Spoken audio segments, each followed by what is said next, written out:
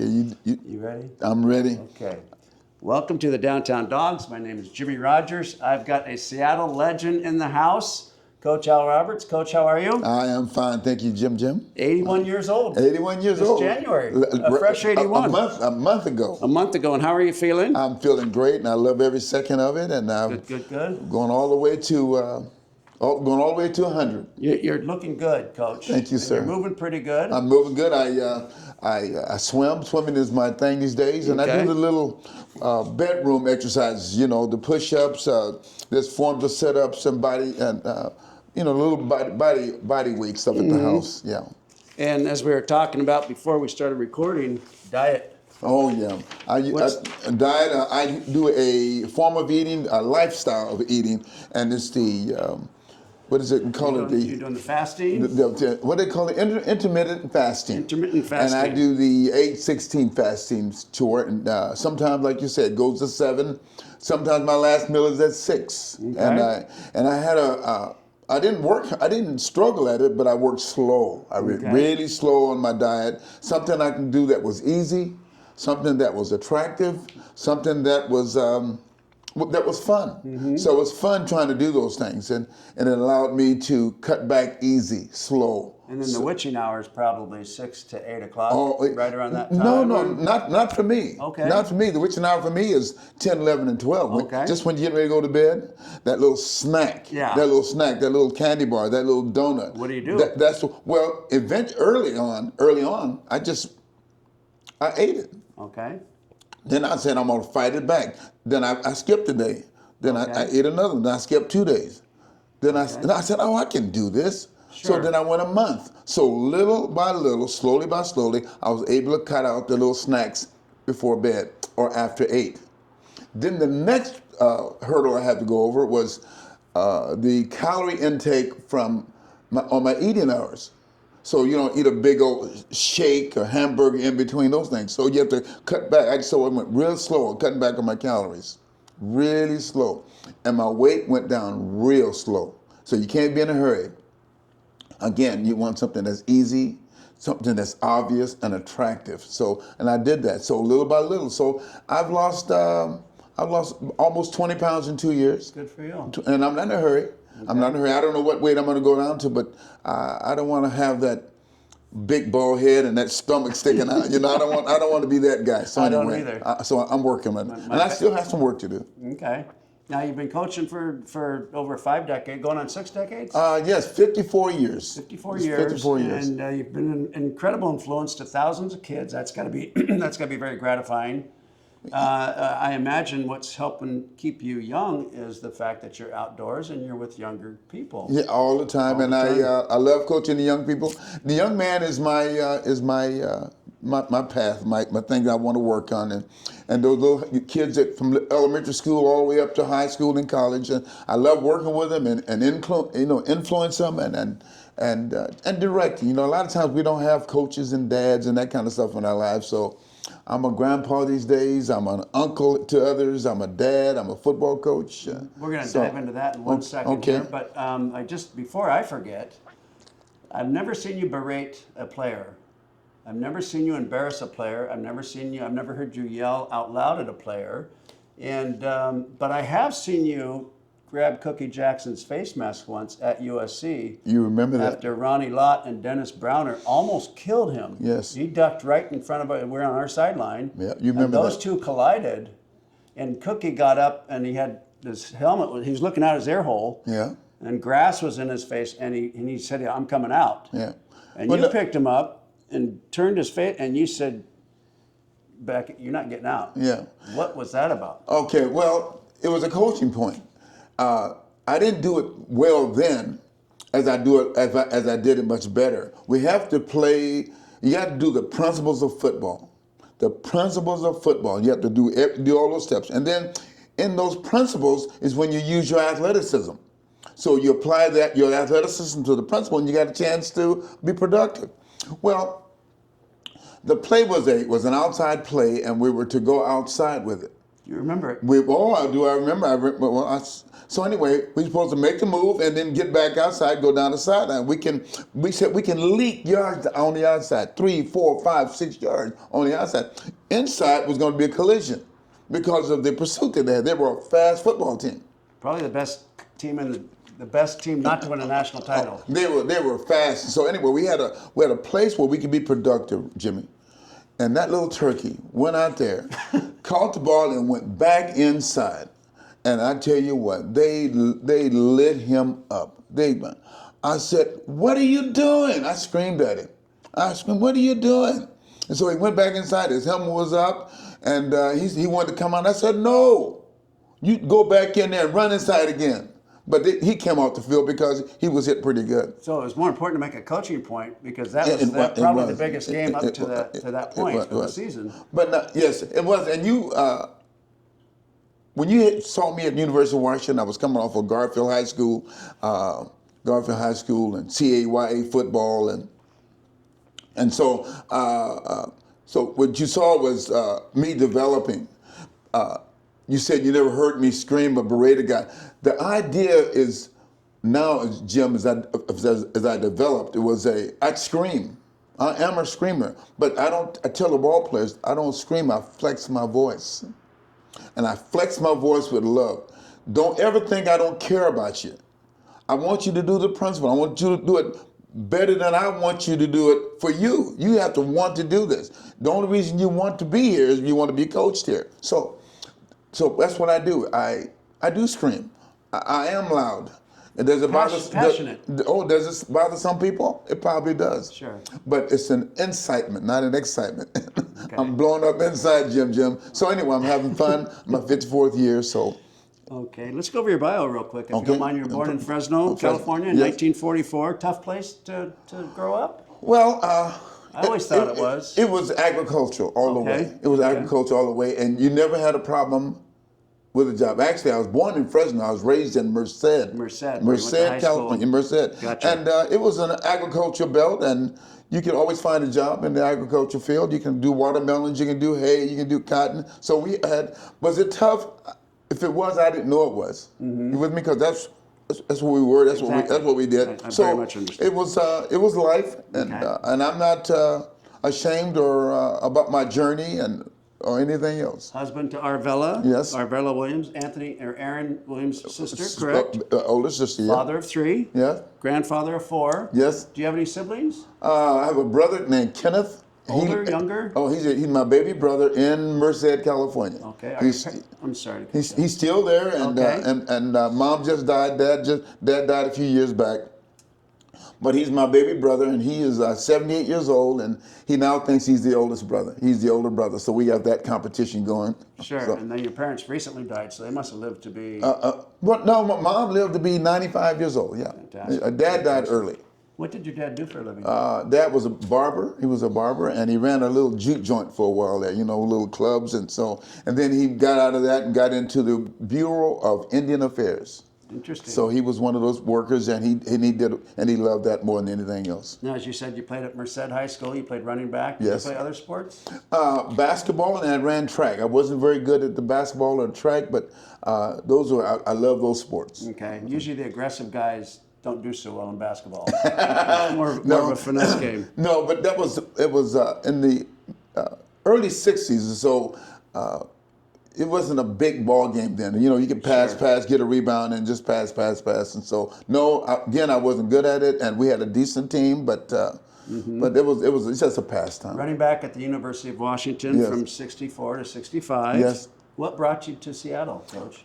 There was a coach 200 years ago, if you will, Jimmy, named Dick Heatley, who coached at the University of Washington under Jim Owens, I believe, at that time.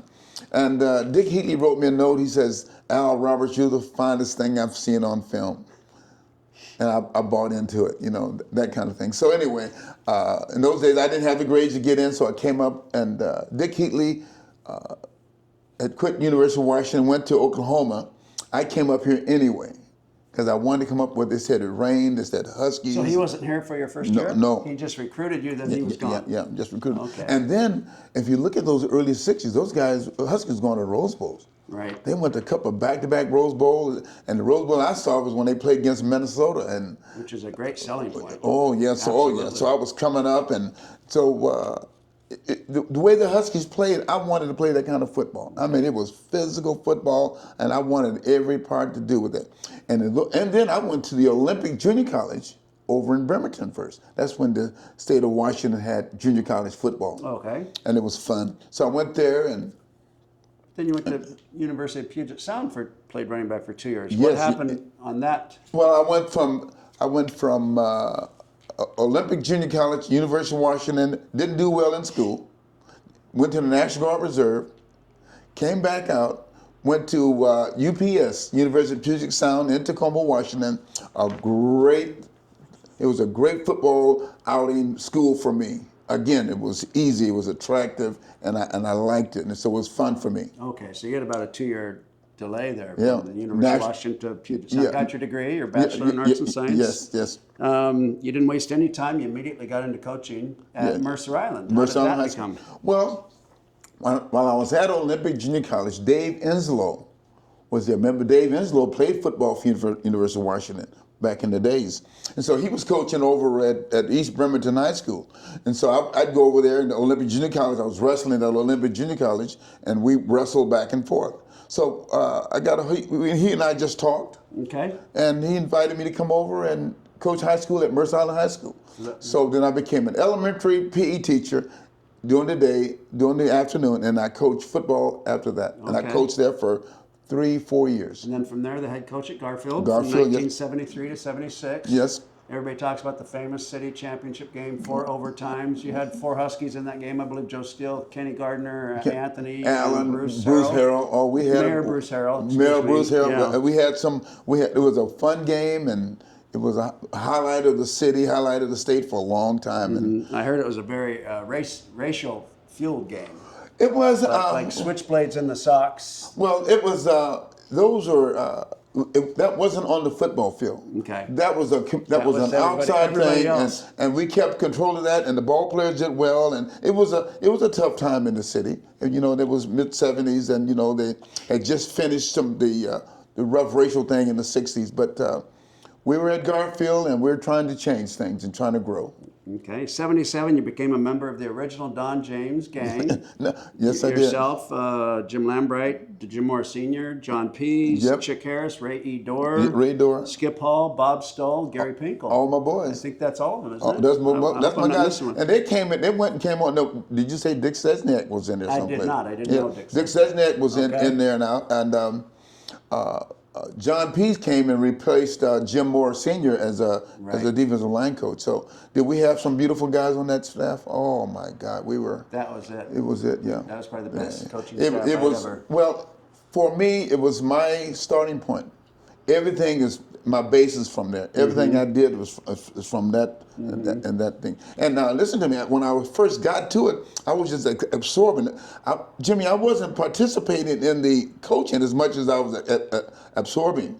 So when I got away was when I started growing up a little bit, because I started using those materials that I had learned there. Yeah. Now, you obviously got hired on the merits, but you must have been a wonderful recruiter for the city. Seattle and the Anthony Allens and the Aaron Williams, were you responsible for them? Well, not Aaron. Aaron came out of Tacoma. I didn't know him. I skipped Hall. But Anthony, I'm a big part of Anthony's life because number one, I forget who was, I think Skip was recruiting him, and he said he was going to Oregon. They said, Anthony's going to Oregon. I said, no, he's not. So I left the office that day, went right down and said, oh, no, you coming to Washington. And he came to Washington. Now, Jim, so you people know, he is the one and only player that I coached in high school, college, and pro ball.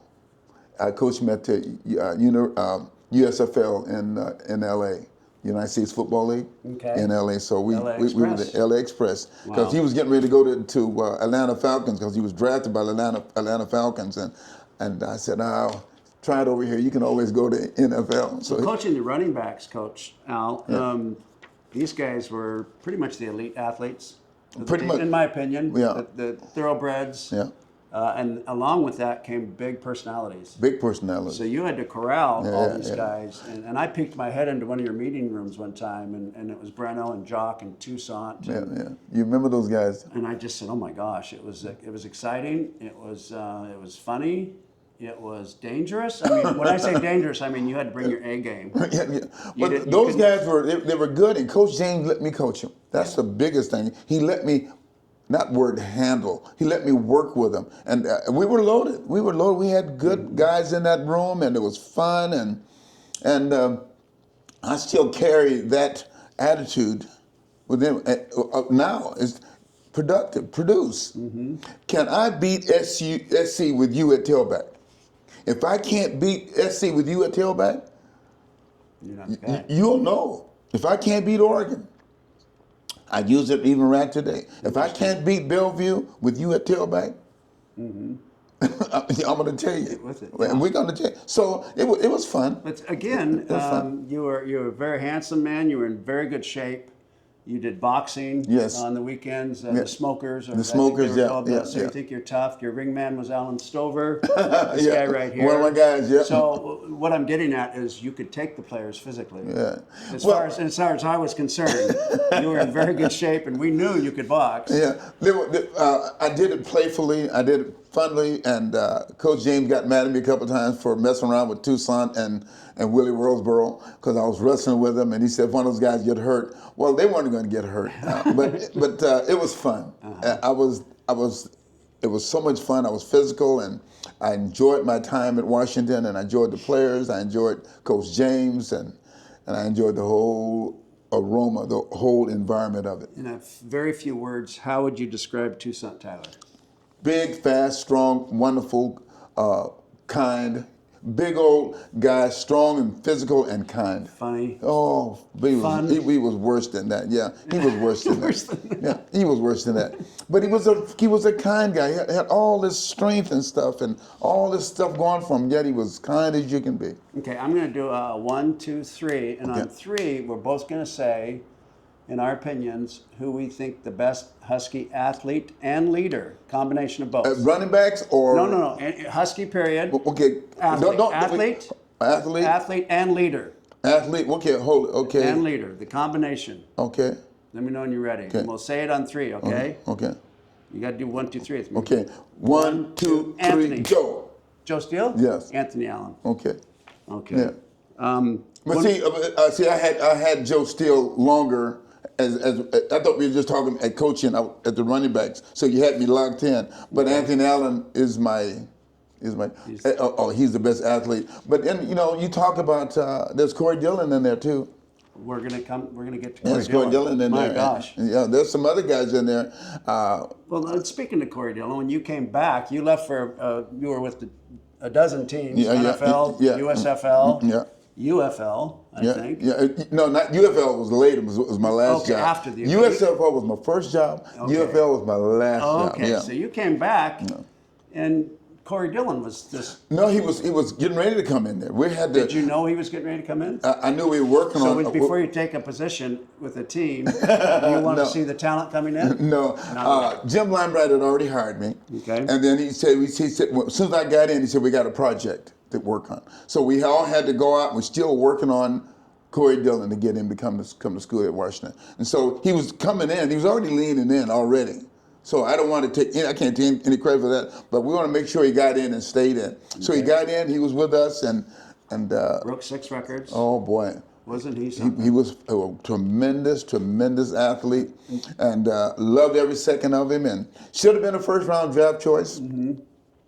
He had some things in his past that followed him. And some of the NFL teams were sort of hedging on that because they didn't think that he was going to follow through on some things. Mm-hmm. So when I went to the Cincinnati Bengals, they said, "Al, what do you think?" I said, I don't know why the league didn't get this kid. So we went in and got him, and what round did? Second round. Oh, second round. Second round, and he blew up. Yeah, he blew him up. So out of all the running backs, all the talents you had over the years at the UW, we never really had a Herschel or a Bo Jackson. Nobody, but of course the the odds are very low to make it in the NFL. Yeah, yeah. And the timing with injuries and Yeah, such. yeah. And then you come back after all these years of coaching, and you get Corey Dillon. Corey And Dillon. he went on to do all that. He went on to Cincinnati Bengals, to Patriots, and he was bouncing around. Now, Joe Steele would have done the same thing, except he hurt that knee at UCLA. I'll never forget that. What did Joe have that most other running backs didn't? He had good vision. Joe was downhill with speed. He was downhill speed. Wasn't a great bake and shaker, but he could slide. He can go right and left. He was down. He big tremendous body lean and going forward. He always finished it off with 3 or 4 yards. Do you have a favorite Husky play or moment that that just immediately comes to? My first year, you asked me that. My first year, we're in the Rose Bowl, and Warren Moon. It was a tough play. Now, reason why it was so tough was that during the week it flooded. It rained all week before the Rose Bowl, so we're on the sidewalk. We're on the hard pavement. People parked the cars, standing right there listening to us. And so we said, we want to call this play, when they go, this play, 82X corner. Spotty Game's going around the corner to the end zone, and then Warren's going to look away and throw it to him. And this is the checkoff for it. We said it, Jimmy, we said it out loud. Everybody heard it. We go in the ball game, and Warren Moon calls 82X corner. I forget the name of the play. And sure enough, Spotty Gaines catches the ball in the corner end zone in the Rose Bowl, and we win that game. No, that was it. And he said, my God. And they didn't have not one Michigan player coach over there telling us, listening to our play. Wow. There was some others, obviously. It was 6 years of football, but we had some magnificent plays. Joe Steele had an 85-yarder. One of the most plays was Corey Dillon with making a fantastic run. Anthony Allen's 99-yard kickoff return versus Pittsburgh Pirates. Pittsburgh, forget who they were. They were number one. Pittsburgh. I can't remember their logo, but it was against Pittsburgh, and they were number one in the nation. And when Anthony Allen ran that, so we had some plays. Where was that game? At Husky Stadium. Husky Stadium. 99. I said, Anthony, it was 97 yards. He says, nope, it was 99. And that was magnificent. So. And then he had a great game. I think it was Penn State when he had a 5-yard out route and took it to the house. Yeah. And here's another one too. We were at the Aloha Bowl versus Maryland, Boomer Esiason and all those guys. Tom Flick was coming down, and the ball game was coming down to the end, and we called timeout, and Ray Doe and Coach James on the sideline. And the only time ever was a player that came to the sideline with the quarterback, Anthony Allen came over. And Don didn't shoo him away. And most of the time we said, get back out there. And you know what Anthony said? What? He said, don't lose this game without throwing the ball to me. That was it. Because they were having cover too deep. Right. And it was open all day. So we're going to go run this play and beat the 2 deep. Well, just so happens they ran 3 deep this time. So Anthony ran the route right into the corner and Flick threw it anyway. Anthony Allen caught the ball in the corner, and we won the game. Great So you talk about Tim Cowan. Yeah, was he the quarterback or Tom Flick? Yes, he was. That's right. I didn't mean to correct you. No, Tom Flick was my quarterback against the Rose Bowl the year before. Correct. Okay. Correct. And Tim Cowan, that's right. That's my, no, correct me. I'm not perfect. Well, I thought Tim might appreciate it. That's my guy. Yeah. That's my guy, yeah. Did you have a favorite Husky season? All of them. Favorite Husky season. I don't have all of them, but the ones that ended up going to the Rose Bowl. Yeah. When you go to the Rose Bowl and all the guys are there and the families are there, there's nothing like it. I thought maybe that year when you turned it around, Don's first year. Oh, it could have been, because we were 3-1 at that time. Yeah. And that was my first year. Thank you for 1-3. What I say? Yeah, 1-3. And I came to the meeting. I was waiting for Coach James to wave a magic wand, and all he did was sit there. We had no books on the table. He says, "We got to come up with a way to win a ball game." That's all he said. Now, and all he wanted was ideas on the table. Everybody bring some ideas and bring some valuable ideas on the table. We're going to use those ideas, and we're going to win a ball game. So it sounds like a pretty open coaching approach. And then I hear stories. Oh, he's always, there's no magic wand. There was nothing but Jim Moore and Ray Doe and Bob Stoll, everybody just going to work on making their players better. And what plays can we use? What system can we use to make a first down? Well, we missed a couple of first downs against Minnesota and Syracuse. Those were big, long away trips, and we messed those games up because we just weren't. Were we in a better of a team? No, but we as coaches had to do our part, and that's what I like about it more than anything else. Okay, fasten your seatbelts. We're going to cover the rest of your coaching. The LA Express. Houston Oilers. Houston Oilers. Was that with Bum Phillips? No, that was Hugh Campbell. Hugh Campbell. Because he was at Edmonton. No, he was my head coach at the LA Express. Oh, I didn't know that. And so when he got the job at Human, he took me with him. Okay. And did Patrick Allen play with the Oilers? Yes, he did. He was. Yes, he was. Mm-hmm. In fact, I tried to get him drafted in the second round, but we got him in the fourth round, and he came and did a wonderful job with that. Fantastic. Yeah. University of Purdue. Purdue University. Yep. Not sure where that kind of sticks out. Well, well, first of all, when you're an assistant football coach, your time is you turn over a lot. So after we got fired at the Houston Oilers, I was trying to get another job. So his friends helped me get on at Purdue. So I got on at Purdue, and I got the job in April, and we were fired in September. Oh my God. Oh yeah, but there was a player there called Chris Dishman and Rod Woodson. Remember the big cornerback that played for the Steelers? Mm-hmm. Yeah, Rod Woodson was there. And I go there, and then another kid that came in, we recruited, and it was Jeff George. Remember Jeff George? He came in there. So there were some players in that. And then one of the big things too, we went to Notre Dame and played Notre Dame and played Ohio State. I said, oh man, this was fun. Great division. But we Purdue, great division. But we were fighting, but we just weren't good enough. Mm-hmm. We fought them hard. And Philadelphia? Buddy Ryan and the Ryan boys, and we had. So Buddy liked you.